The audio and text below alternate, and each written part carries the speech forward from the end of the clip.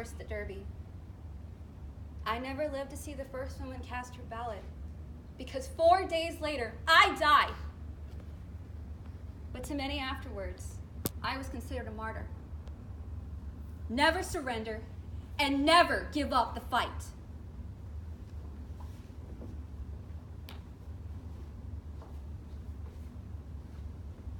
You have lied to us, beaten us, betrayed us. War is the only voice that we have left.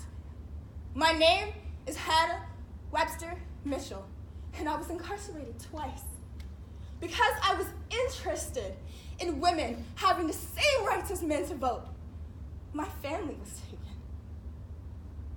My husband gave up my son for adoption.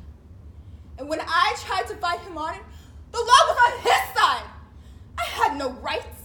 Women had no rights, not even to their own children. So I fought. I fought to change that.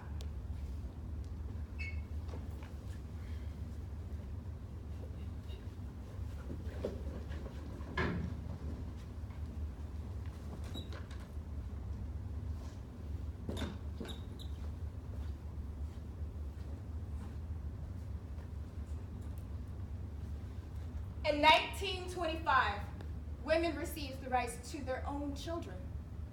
In 1920, all women received the right to vote. We made a difference.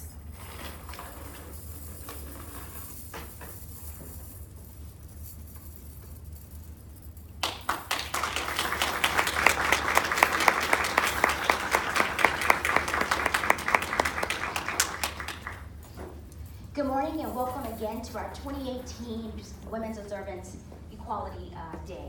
Thank you all for coming out, and without further ado, I'd like to welcome all commanders, chiefs, first sergeants, and certainly Team Mildenhall for being here with us today. Now, if you will, just take a moment to pause and to reflect on what today is actually about. And if you will, take a walk down memory lane with us to really reflect on what women endured during this time. Thank you.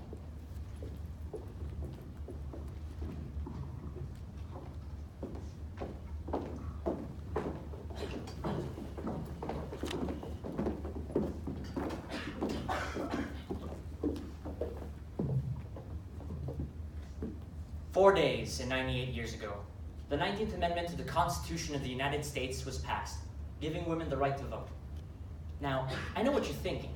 The country is 242 years old, yet women have only been voting for 98? What happened there? Well, the problem began with the words of our founding fathers. Not the ones they put in, but the ones they left out. In 1776, when John Adams met with the Committee of Men in Philadelphia to write the Declaration of Independence, he received a letter from his wife, Abigail. She said, "John, in the new code of the laws, remember the ladies. Do not put such unlimited power in the hands of the husbands. Remember, all men would be tyrants if they could, and we will not hold ourselves bound by any laws in which we have no voice or representation." But when the founding fathers sat down to write the Constitution and the Declaration, they left out one critical word: women. Nearly 60 years later, when Sarah and Angelina Grimke sat down with state legislatures to speak about the evils of slavery, their actions were attacked as contrary to nature. The power of a woman is her dependence. She's naturally weak. This is for her own protection. The minute a woman tries to assume the place of a man, her entire character becomes unnatural. And that opens the way for destruction and ruin. Sarah Grimke had an answer for that. This distinction between the duties of men and women as moral beings, that which is virtue in men, yet vice in women? Listen, all that I ask of our brethren is that they take their feet off our necks and permit us to stand upright.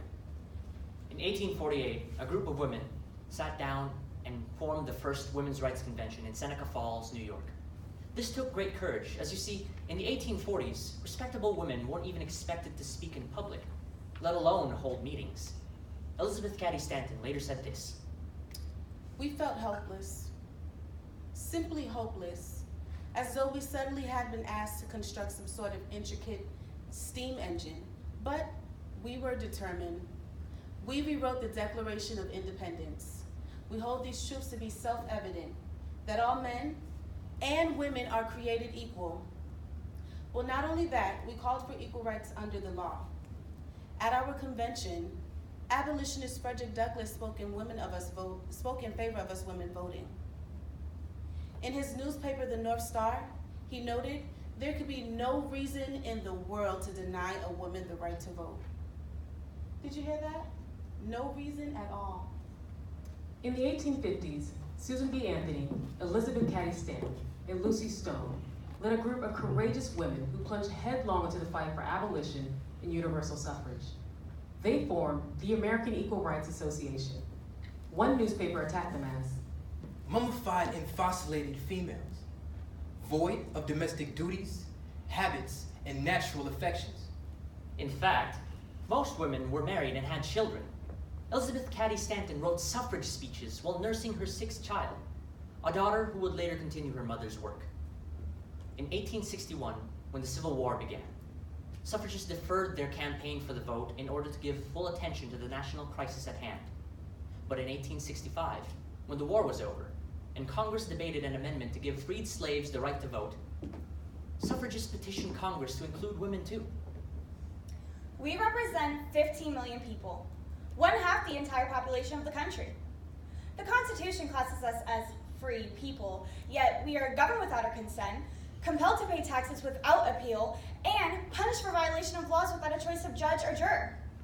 You are now amending the Constitution and placing new safeguards around the individual rights of 4 million emancipated slaves. We ask that you extend the right of suffrage to women, the only remaining class of disenfranchised citizens, and thus fulfill your constitutional obligation. Sojourner Truth's speech, Ain't I a Woman, had so moved the Equal Rights Convention in 1851, spoke again in 1867 for women's rights to vote. Yes, I remember it clearly. She said, I stand for the rights of colored women. I want to keep this thing stirring now that the ice is cracked. You've been having our rights for so long that you think like a slaveholder that you own us. She reminded us that it just ain't so. 52,000 preachers across the country have been teaching women the lesson that has been taught to us for centuries, that they must not think about voting. But when 52,000 preachers at the beginning of this war lifted up their voices and asked, come out, help us, did they stand back? In every home in the whole United States, they arose to work for the nation. But despite the petitions and the passion, the 14th and 15th Amendments would remain silent on the issue of voting rights for women. Nevertheless, the suffragists would not give up. In 1869, Lucy Stone sent out an appeal to all the women and men of America. Get every man or woman to sign this petition who is not satisfied.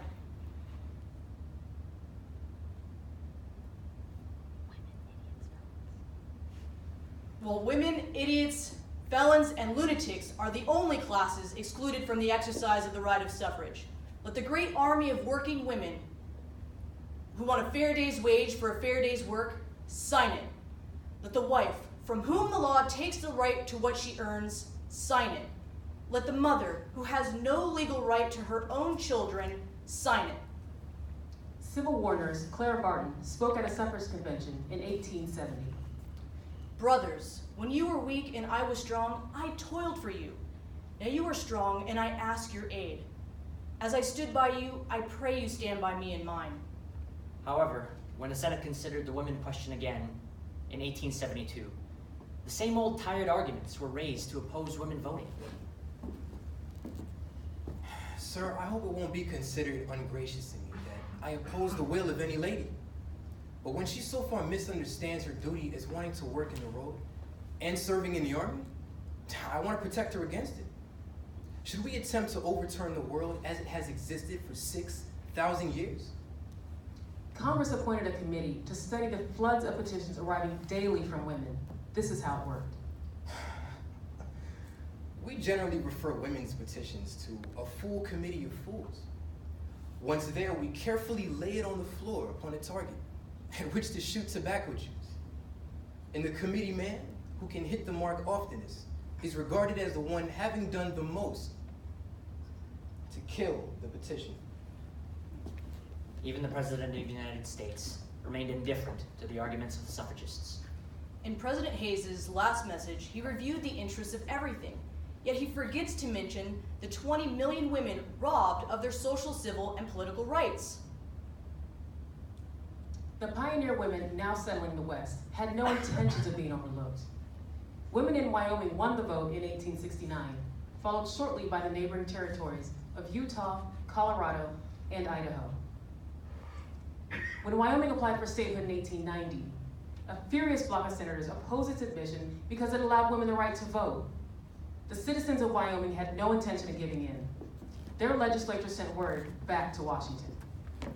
We will remain out of the Union 100 years rather than come in without our women. Encouraging words, but as the years rolled by, the original women who fought for suffrage realized they would not live to vote. 24 hours before she died in 1902, Stanton dictated this plea to Theodore Roosevelt. Mr. President, Abraham Lincoln immortalized himself by emancipating 4 million slaves. Immortalize yourself by bringing about the complete emancipation of 36 million women.